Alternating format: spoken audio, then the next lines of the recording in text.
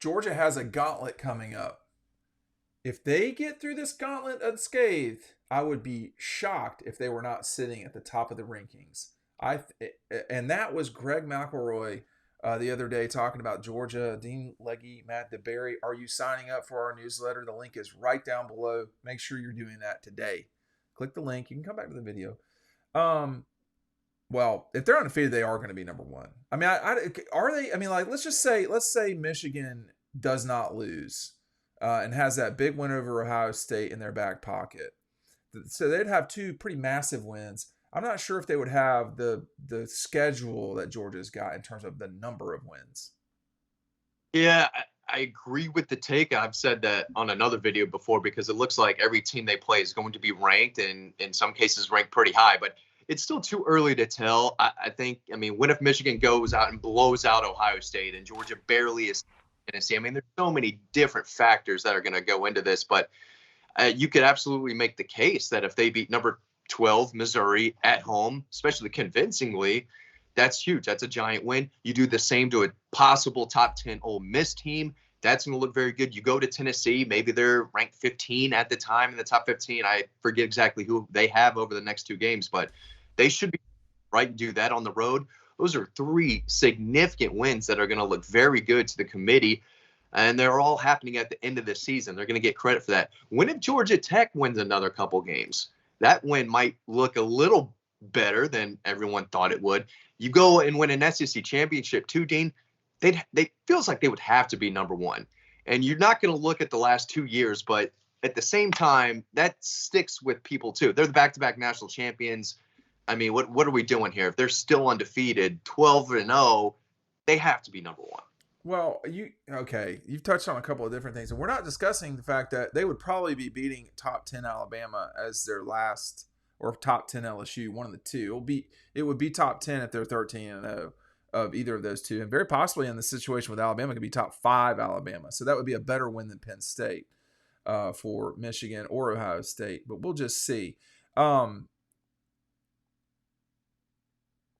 I think it is inescapable that they've won the last 2 national championships. I do not. So you and I differ pretty drastically here, and I will give you the floor in a second here.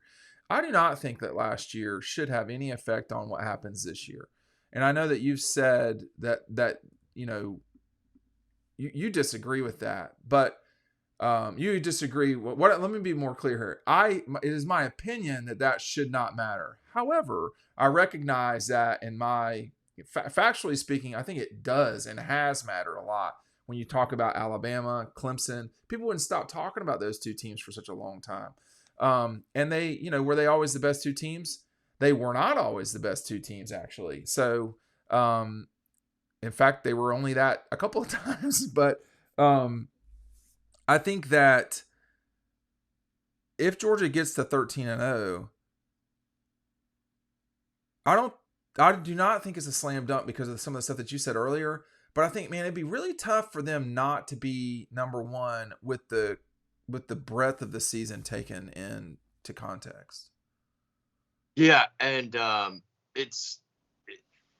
we doing this by the eyeball test or the best wins? A little bit of both. But it feels like teams are the initiatives have gone us. Who has the best wins? And we're going to reward you for winning those big games. And I think that's what Ohio State did, with the win at Notre Dame, I believe, and then at home against Penn State. But I think a combination of the two, the eyeball test and the results, that should come into play. But I guess part of me thinks the brand recognition is going to help Georgia out because they're going to be good. They're not going away. And I feel like in some cases they could benefit of the doubt from some of the committee members saying 2-time back-to-back national champions. There's no way this should be left out, right? If there were 5 undefeated teams, you're not going to leave out Georgia, maybe but that's a situation that would probably never happen. But I agree. It's a different team than last year. Yeah, I get that. We talked about that a lot. And in some cases, they don't look as good as they were last year. So I totally get that. But they're still on top of the mountain. And they're playing very well right now, as we've said. But if they do win the rest of these games, it feels like they would have earned the right to be number one as well.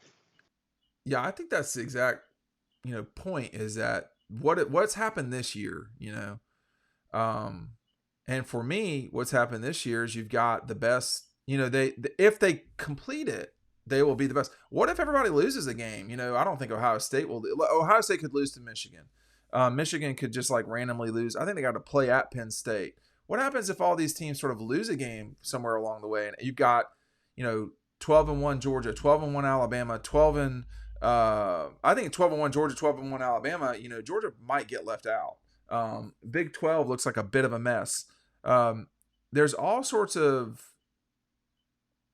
things that we don't yet know, but I think that Greg's point is, just to be more clear, and what he said, if I can just read it and get it on the screen. If they get through this gauntlet unscathed, I would be shocked if they're not sitting at the top of the rankings. If they're 13-0, Matt, they're gonna be number one, right? I mean, like, who would have a better case? Michigan? If Michigan Ohio State. Ohio State would have a better case than Michigan if they were undefeated. If they were undefeated, yeah. Correct. But I think if in Michigan's case, if they blow out Penn State and blow out Ohio State and win convincingly, they would have an argument, I would say. But then I think it might be all up to maybe style points or who looks the better. That'd be very, very close. But again, they would have to. In the background, it gives me a pretty good segue to our buddies at Ecopol. I'm going to the Lake Collection right now, Matt. You can't see it. They have all sorts of stuff for you to check out. 15% off, free shipping. Some of these they're very heavy. Why are they heavy? Because they're sturdy and you can use them. It's good quality furniture that you're going to want to use the rest of your life. And the good news is you're going to be able to use it for the significant portion of your life because you're getting 20-year warranty. If something breaks, they are going to fix it for you, period. They just send it. Well, they're not going to fix it. I think they just send you something new if it's broken. They make all of this stuff in-house down in Dodge County in the heart of Georgia. Our friends in Eastman, they're making all of this there with recycled plastics, y'all. Every single thing is made in-house. It is very good quality. I'm not just saying that. I'm sitting on that. I've been sitting on it for some time now. I weigh 230-ish. Oh. Yeah, you like that, Matt? Pounds. The only thing they don't make in-house are the screws. And so that's one thing to consider is how good is your outdoor furniture? Or is it just stuff that you got, at a big box? That's no good. That's no fun. What this is going to come down. So can Washington be the number one if Georgia's undefeated and Washington's undefeated? I don't see it. See, I don't see it. Florida State. Possibly. Give me the but I like Florida State, but I don't think they would have earned it over Georgia if they're both undefeated. No. So let's go real quick in the limited time we have remaining. While people are signing up for the newsletter and while they're checking out Ecopol, how is the committee supposed to do this, though? Is it supposed to just be eye test, or is it supposed to be who you've beaten? Because Georgia's not beating anybody in the top 25, and neither is Michigan. Well, I guess you'd also have to look at when you beat them compared to what those teams look like now, too. I think teams should get credit for what their ranking was when they won. So Ohio State beat a top 5, top 10 Notre Dame team. On the road. Notre Dame on the road. That doesn't look great now, but you have to give them credit for when they did it. But I think it has to be a mixture of everything. It can't be just black and white. Yeah. It can't be results-based only because Washington has 2 ugly wins. Ugly wins have to matter a little bit, and especially with close losses. If you lose to a top 10 team on the road by 1 loss, yeah, you lost the game, but context matters. Wins and loss matters, but you have to throw in some context too. You have to watch the games, realize how this team won, how they lost. Was they're big? Yeah, a little bit, but see, I think it is.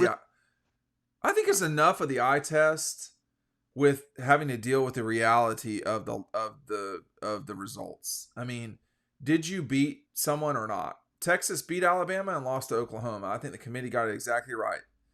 They put Texas in front of Alabama and put Oklahoma behind Alabama. I do think that if they played the games again, Texas would definitely beat Oklahoma. I'm not as certain they would beat Alabama, but well, I don't think we'll see that game replayed, sort of in the Peach Bowl, but or the Cotton Bowl. But you could get a scenario where those two replay one another. That'd be fascinating. But I don't. I think Florida State.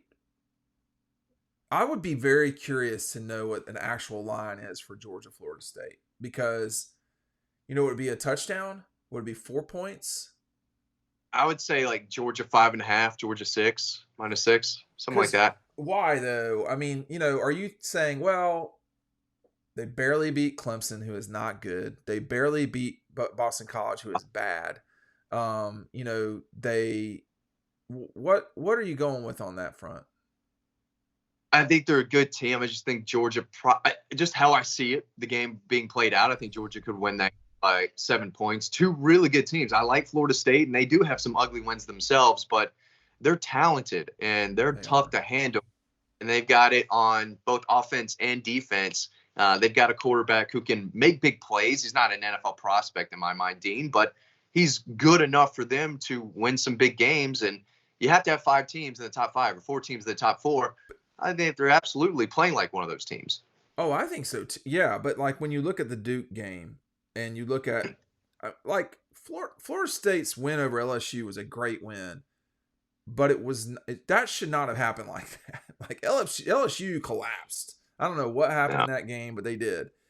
That is problematic for me on a lot of different levels. But Florida State has the win over LSU, which matters. I don't know who else that they played that matters in a way that would get them, where they want to go. Oh, they beat Duke, which I think was, they were losing that game, if I'm not mistaken, going into the fourth quarter. Oh, well, they really turned it on then. They did. Oh yeah, they did. They were either tied.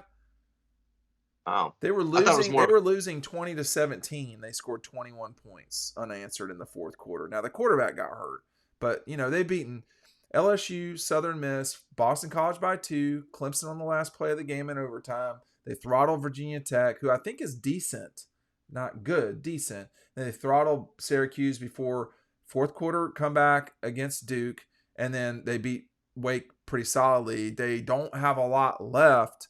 They host Miami, who is Jekyll and Hyde. They got to go to Pittsburgh, which has been a bit of a trap for some folks. They play North Alabama, who we actually played once when I was at Coker. And then they host. And then they go to the Gators. Can the Gators beat Florida State? It doesn't look like it right now, but rivalry game, maybe. Probably not.